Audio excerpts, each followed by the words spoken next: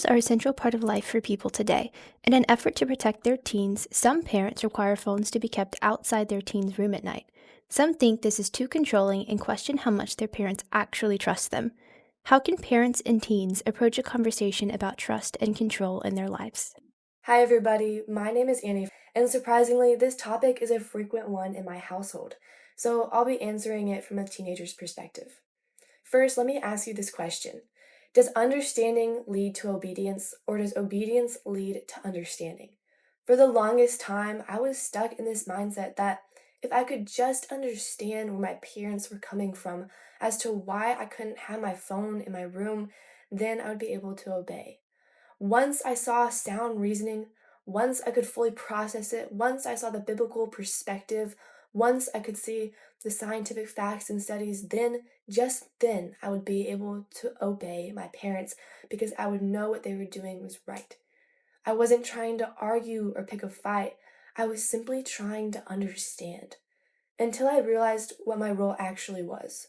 My role then and now is a child in the home, obeying, listening, learning, and growing. To question my parents would not only be to disobey them, but also disobey God, who is head over my parents, the household, and me. 1 Corinthians 11:3 says it so clearly. Children, obey your parents in the Lord, for this is right. Honor your father and your mother. This is the first commandment with a promise.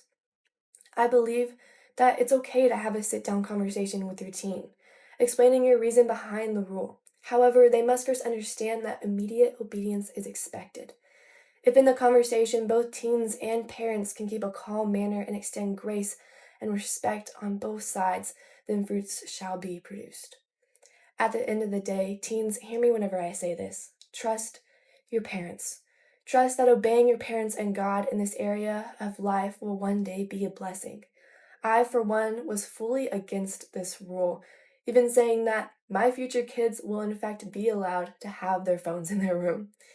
But it wasn't till I obeyed and trusted in my parents that I could actually understand and see why they had made this rule. They weren't just protecting me, they were protecting and thinking about my whole life and how this would have affected me 5+ years. And parents, listen to this. Trust your kids. Allow for some walls to be diffused. Let them ask questions and seek understanding after their obedience. Also, ask your teens questions. Why do they think that they want their phones in their room? What are its benefits? How would it help them? Don't interrogate or attack with these questions, just simply be curious. For with obedience comes understanding, even though for teens it might seem uncomfortable, and for parents it might feel like you're being attacked or challenged. Seek an open and honest conversation. Make it clear that obedience is expected and that understanding will come. And now a response from a parent. That is a really great question. And I think that it's so important because definitely in the teen years, we really want our students, our children, our teens to start to develop their own convictions, not just our convictions. So it's important for them to know the why behind the what. And I think that the first thing a parent can do and should do is number one, pray. And you know your child best. And if you know how they're made and how best they would receive this information, I would say to come about it that way. For instance, if we're, for me, a lot of the reasons why I do things, it always comes about down to God, right? In Psalm 63, when David was talking about, when I remember you on my bed, I meditate on you in the night watches, for you have been my help. And in the shadow of your wings, I sing for joy. My soul clings to you, and your right hand upholds me. When I think of that, me personally, that's the reason why for me personally, I don't have my phone in my room. I have it somewhere else because I need to quiet my mind. And so with the parent, it starts with us modeling it first. And that's my why, because I want to have that quiet rest so that I can hear the still small voice. But I understand that my teens and your teens may not be at that place. And so it's important for you to know who they are so that you can come alongside them.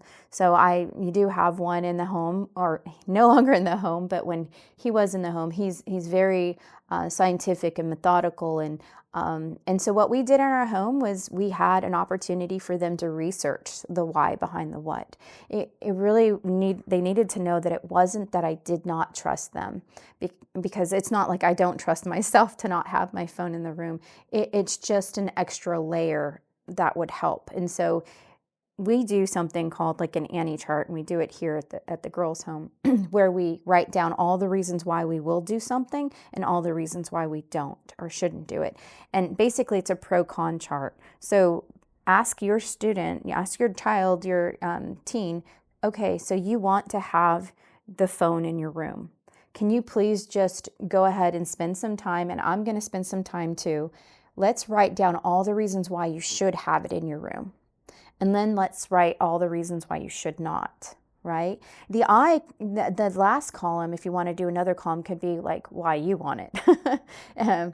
Not so the why you should and why you shouldn't are two different things. There is a doctor, he's a neuroscientist. His name is Dr. Andrew Huberman, and he's a tenured professor in Stanford. And he talks about the importance of sleep. And a neuroscientist. So he's talking about our brain and what sleep does to our brain. And so what for us, that was something we were able to discover as a family so they could see that. So they're able to make those choices for themselves, because ultimately as parents, that's what we want.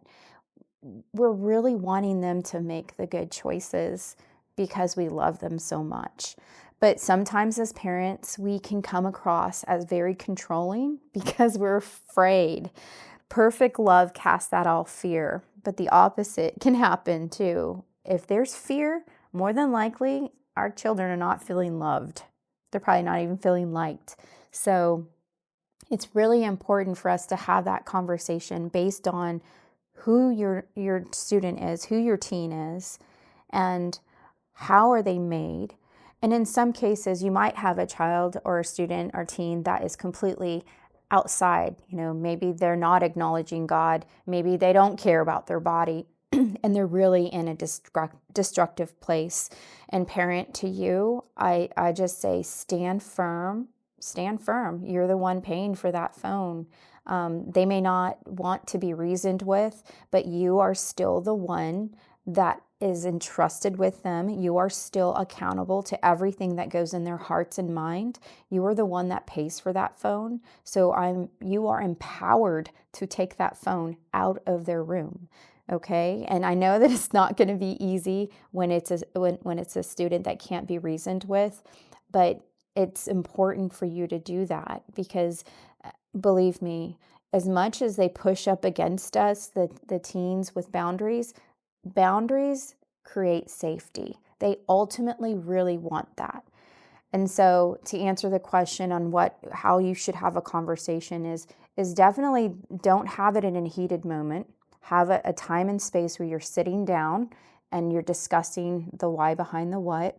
Empower your teen to go and do the research and do the work and fill out the pros and cons of why they should have their phone in their room and why they should not. Have them come to you with that, and then you can have that discussion, because then you might find some reasons, or they might be able to share some reasons why they should. And you know what you're doing ultimately? You're teaching your student, you're teaching them how to have a critical mind, because there's consequences in our choices. So whatever choice they end up making, there's consequences to that. Eventually, when they leave your home and they start paying for their own phone, and they can have their phone right next to their bed, they're going to do what they're going to do. So you might as well really want to have them form the convictions right now and to know the why behind the what.